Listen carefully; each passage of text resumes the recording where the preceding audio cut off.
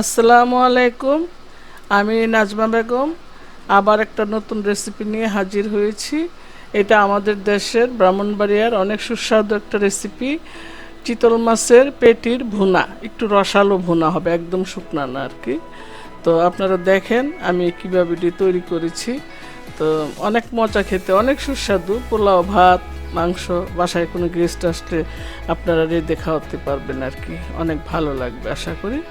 তবে আমি কিভাবে তৈরি করেছি এটা এখন আমি দেখিয়ে দেব আপনাদেরকে। চলুন রান্নাটা আমরা দেখে নিই কী কী উপকরণ লাগবে।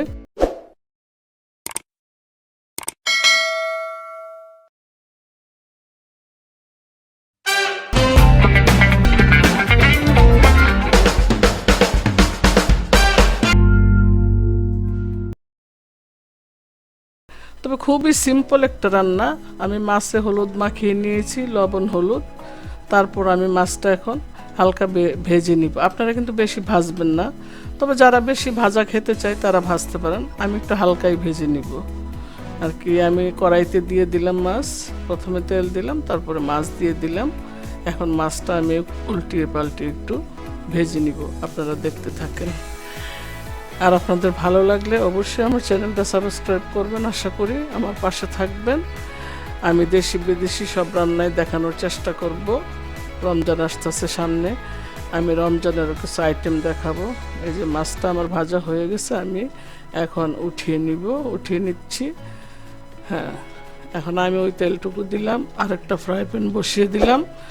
তারপর আমি এটা পেঁয়াজ দিব, একটু তেলটা গরম করে। তেল যদি লাগে আর একটু দিয়ে নিব, একটু লাগবে। আমি একটু তেল দিয়ে দিলাম। তারপর আমি এখন পেঁয়াজ দিয়ে দিব এখানে। এই যে পেঁয়াজ দিয়ে দিলাম, পেঁয়াজ পরিমাণ মতো দিবেন। আমি একটু বেশি দিয়েছি যেহেতু গ্রেভিটা একটু মাখা মাখা হবে। এটা একদম শুকনা করব না, আমি একটু মাখা মাখা করব আর কি। আমি কাঁচামরিচ দিয়ে দিলাম যাতে ঝালটা পেঁয়াজের সাথে তেলের সাথে মিশে যায়। একসাথে আমি একটু ভেজে নিয়ে তারপরে এক এক করে এটাতে মশলা, খুবই সিম্পল মশলা, ঘরে যা আছে আদা রসুন পেঁয়াজ হলুদ মরিচ এইসবই দিব। এটা খুব কঠিন একটা রান্না না, আপনারা বাসায় অবশ্যই করে খান। তারপরে আমি কিভাবে করলাম আমি একটু আপনাদেরকে দেখিয়ে দিলাম, বা আমাদের ব্রাহ্মণবাড়িয়া অঞ্চলে কিভাবে করে। আমাদের এলাকা তো মাছের, আপনারা জানেনই। এই যে আদা রসুন পেস্ট দিলাম, দিয়ে একটু ভেজে নিলাম, পেঁয়াজ রসুন দিলাম। তারপরে এখন হয়তো আমি একটু আদা দিব, মরিচ দিব, ধনিয়া দিব, হলুদ দিব, জিরা দিব।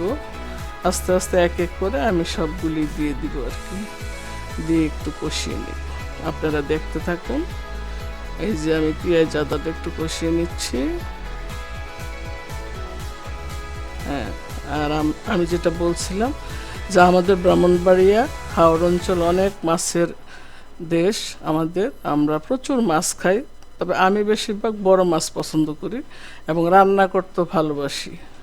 এই যে হলুদ মরিচ দিচ্ছি, পরিমাণ মতো দিবেন। আমি একটু কম খাই মশলা, তাই একটু কম দিলাম। আপনারা বেশি খেলে বেশি দিবেন।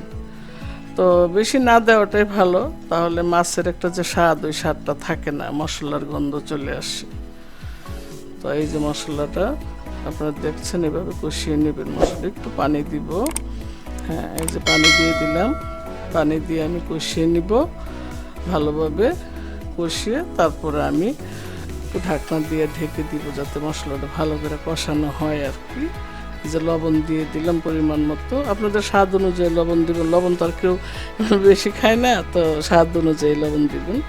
এই যে একটু পানি দিলাম, এখন আমি ঢাকনা দিয়ে দিব। আর আমরা তো মাছের দেশের মানুষ, মাছ খেতে খুব ভালোবাসি আমি। আর মাছটাই আমার প্রধান খাবার। তো মাছটাই আমি অনেক যত্ন করে রান্না করি। আর বিশেষ করে বড় মাছ হলে তো কোনো কথাই নেই। আমি সবসময় বড় মাছ খেতে পছন্দ করি, রুই কাতল বোয়াল। তো আমার পছন্দের তালিকায় চিতল মাছের পেটিও আছে। তো চিতল মাছের পেটিটা আবার কাটা কম থাকে, এই জন্য চিতল মাছটা পেটিটা খেতে আমার ভালো লাগে আর কি। এই মাছগুলি দিয়ে দিলাম আমি। এখন একটু উল্টিয়ে পাল্টিয়ে আমি আরেকটু কষিয়ে নেব মাছটা। আমার রান্না প্রায় শেষ। এটা এখন উল্টিয়ে আমি মটরশুঁটি দিব, টমেটো দিব, দিয়ে তারপর আমি একটু 15 মিনিটের মতন রেখে তারপরে নামিয়ে পরিবেশন করবো। এই যে হয়ে গেল রান্না, অনেক সুন্দর। বাস এই যে একটা সুন্দর ডিশে আপনারা পরিবেশন করবেন, ভালো লাগবে, নিজেরাও খাবেন, মেহমান আসলে বাসায় পরিবেশন করবেন। আর আমার সাথে থাকবেন। আল্লাহ হাফেজ। আমার চ্যানেলটা অবশ্যই সাবস্ক্রাইব করবেন।